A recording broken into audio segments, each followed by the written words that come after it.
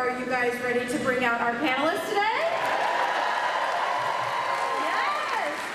So please join me in welcoming to the stage one of the masterminds behind Ghosts, co-showrunner and executive producer, Joe Wiseman.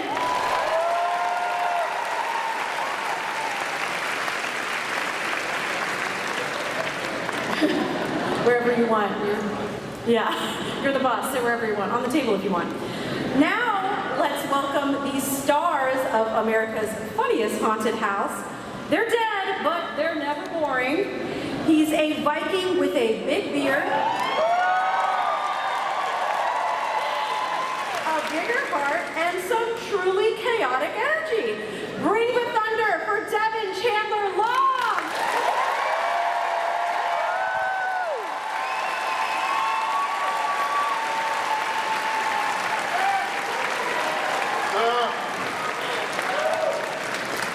Next up, a finance bro who died without pants but never left his swagger. And a personal favorite of Bela's. He's Wall Street meets haunted chic. Clap it up for Asher Grumman!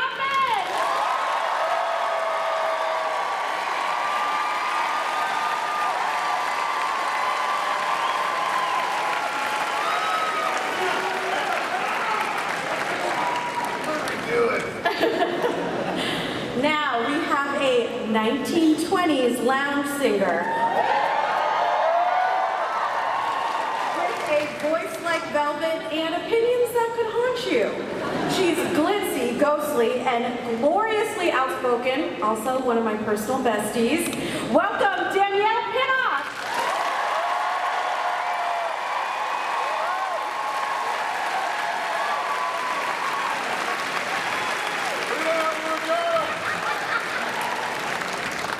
Lastly, he doesn't see the ghosts, but he definitely hears about them. Make some noise for the best TV brother in the business, Utkarsh Aplutkar!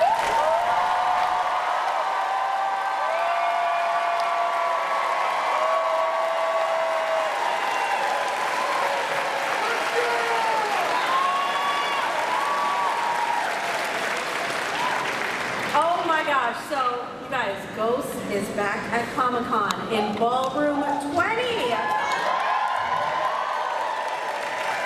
One of TV's top comedies, Ghosts continues to be a broadcast powerhouse and a fan favorite.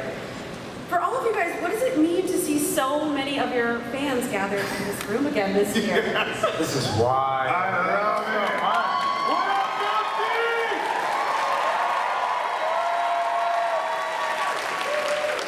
And as you guys know, Ghosts is in its 5th season, which starts filming very soon, like 2 minutes from now. And you guys were also already picked up for a 6th season.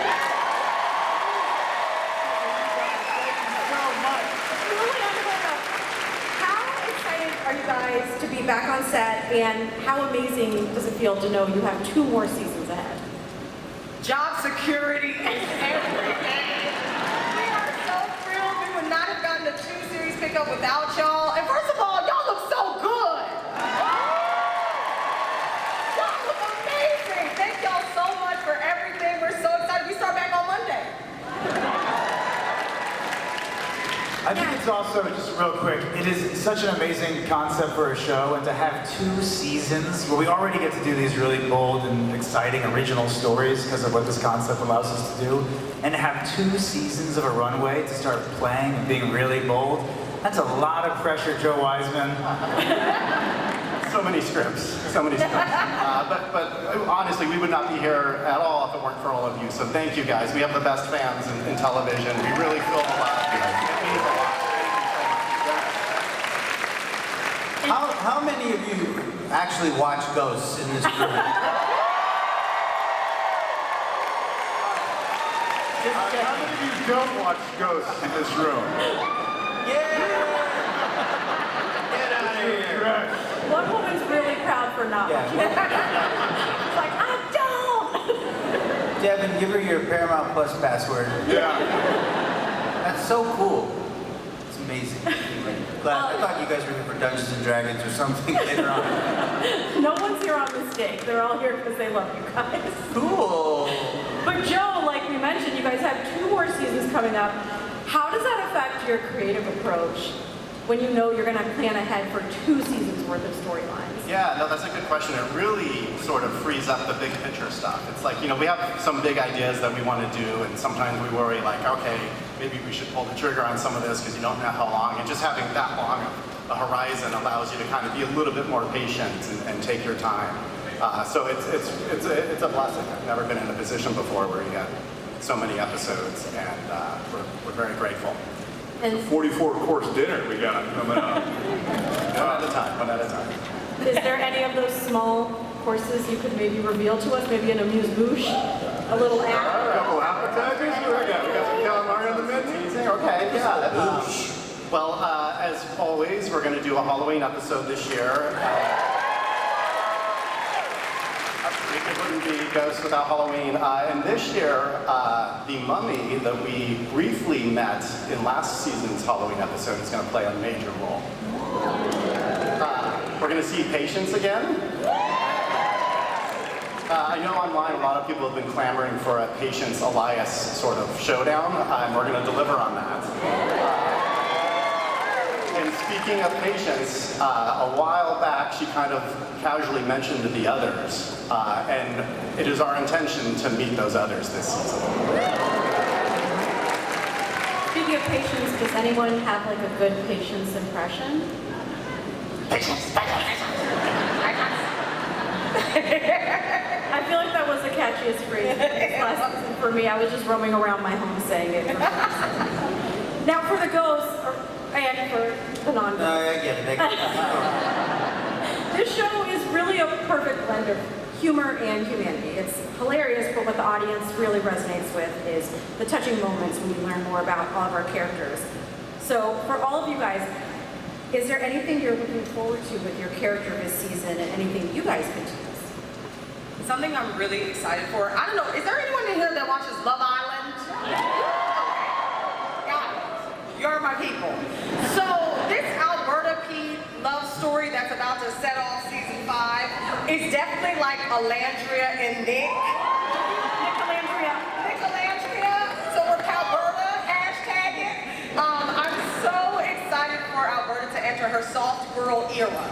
Okay, she's looking for a healed love, a nerdy love, and a safe love. We're done with the bootleggers. We're done with the murderers.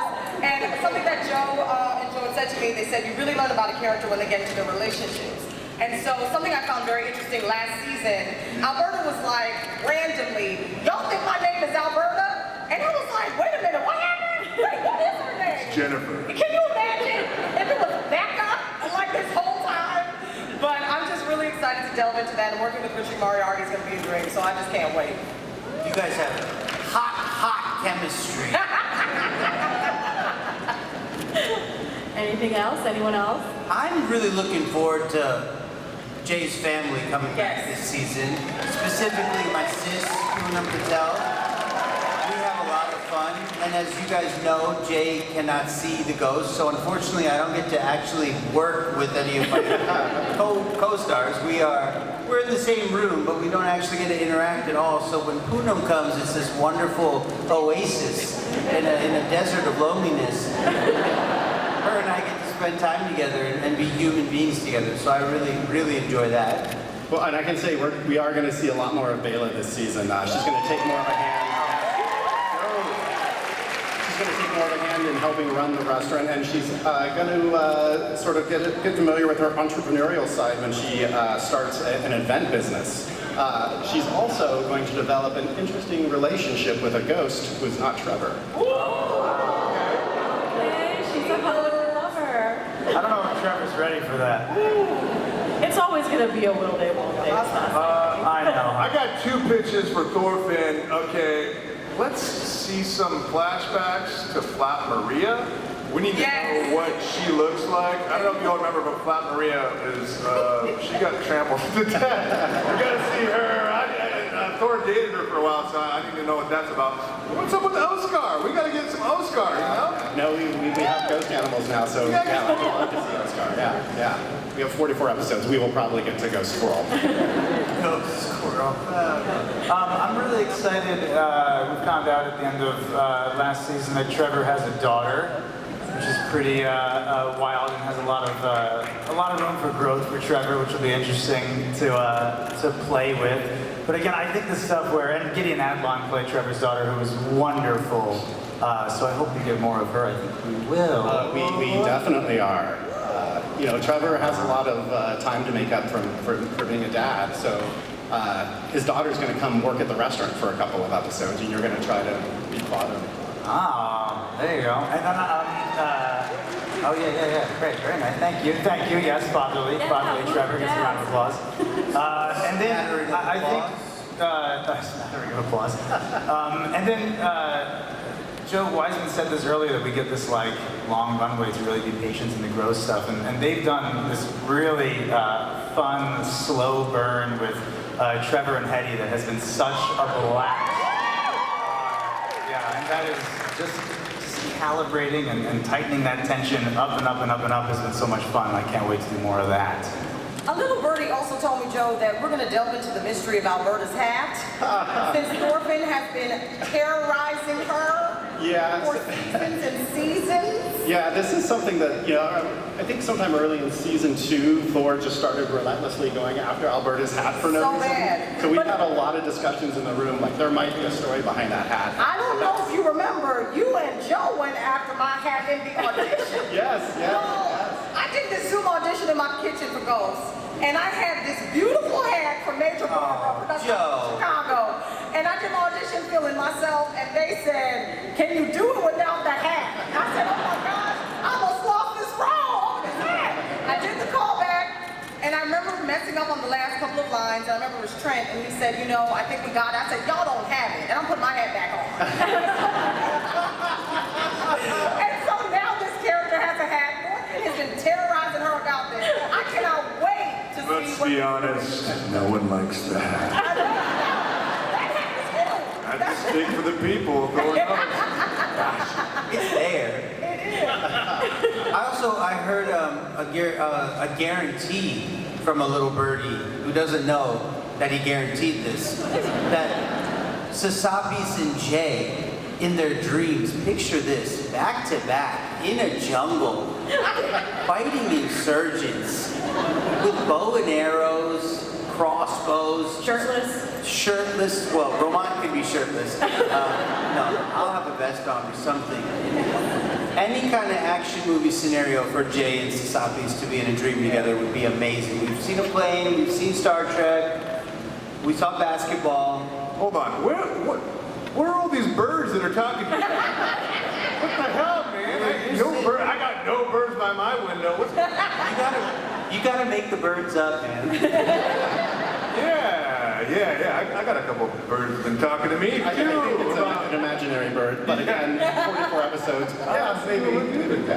Well, I feel like this show definitely keeps us on our toes. Every season, there's always twists and turns, and I know this past season, that finale, when I read it, I was like, I'm sorry, what? That Jay had sold his soul to the devil. Which, what an amazing cliffhanger. And Lukarsh, what do you think that's going to mean for Jay? How do you think that's going to play out? Well, first I was afraid about the job security we talked about earlier. I think it'll be another exciting adventure for the Ghosts and Sam and Jay to go on. I love when we all as a family work together against a common foe, when we're not infighting or creating tension with each other. I love when the whole team has a goal and we are now united against Elias to save Jay's soul, which I think creates a lot of really fun opportunities for the ensemble. You'll see a lot of us in scenes together, and you'll see everybody working towards, hopefully, me staying alive. And yeah, because Jay's a nice guy. If he dies, well, I guess he won't get sucked off because Pete got in his way. You know what, Joe? Take it away. I don't know that sucked off is the same for you that it is for us, man. Kind of different meanings there. You got hope. Different way. A little bit that. Wow. Hi, kids. Well, I just love like learning more about each character through also you guys as people, because I think the more we get to know you, the more we see like what you are also bringing to your characters. And Danielle, I feel like throughout the 4 seasons, we have got to learn so much about Alberta. And as you mentioned, we're going to learn what kind of girlfriend she is, which is very exciting for me. But what about you do you think has surprised you? Or what about her has surprised you? What's Alberta surprised about? I just saw this mole just now. Alberta has been the greatest gift of my career. Not only is she just truly a hot mess with a heart of gold, I do believe that as a black woman, as a plus-size black woman, playing this character from the 1920s, it feels like I'm honoring my ancestors in a really beautiful way. The thing that... So, the greatest part about playing Alberta is really diving into her willingness to show vulnerability over these last 4 years, and so I'm really excited about this relationship with her and Pete. But the thing that I am most like Alberta, I will say, is she does live for the applause. Yeah. Like, as a theater girl, I was doing theater for 20 plus years before I started doing TV, and I just miss theater so much.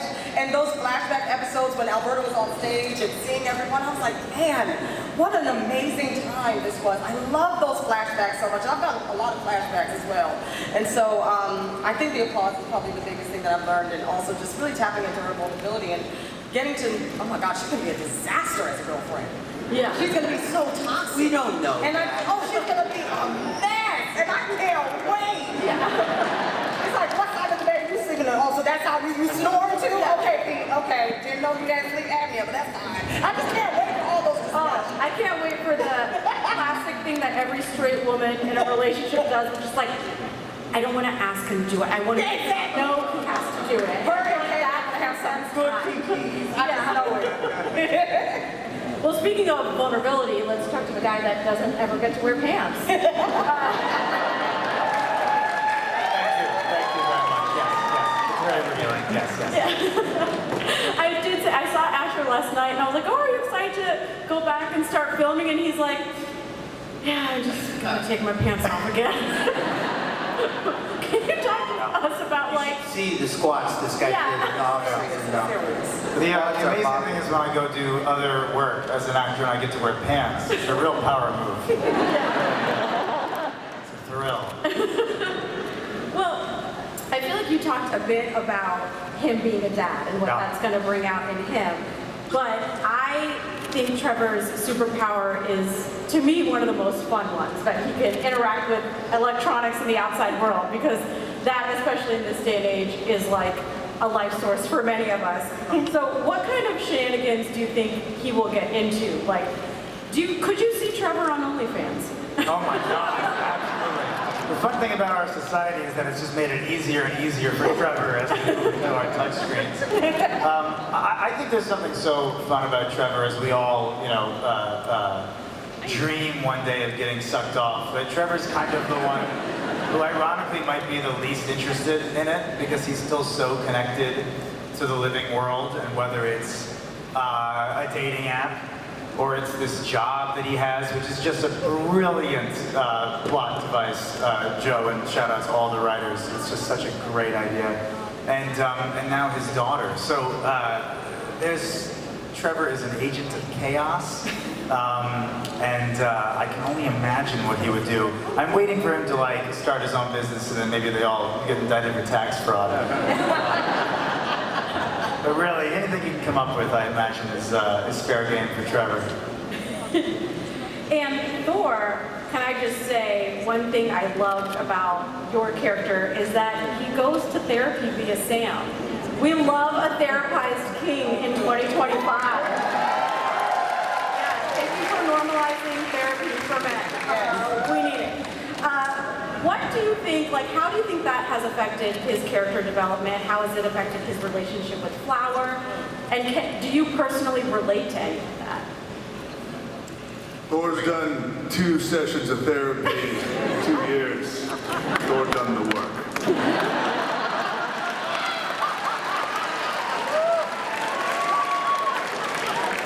That's more than a lot of people. Beach done. Mic drop.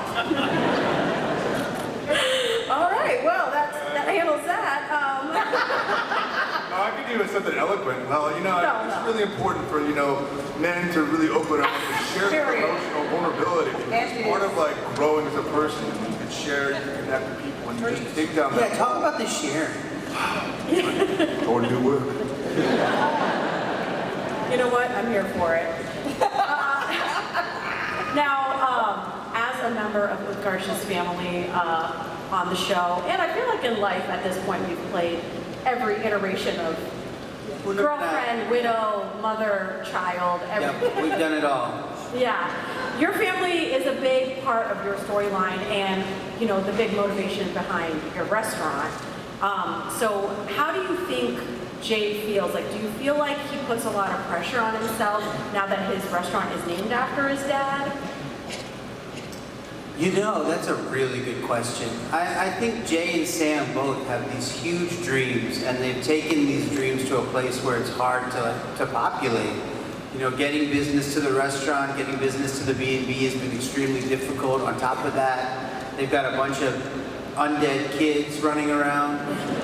So I do think there's a certain sense of pride. Speaking from, you know, my own perspective, following in the sort of footsteps of my dad and him coming to this country and then building a life for himself. Yeah, I mean, anyone who's immigrants in the audience can relate to that.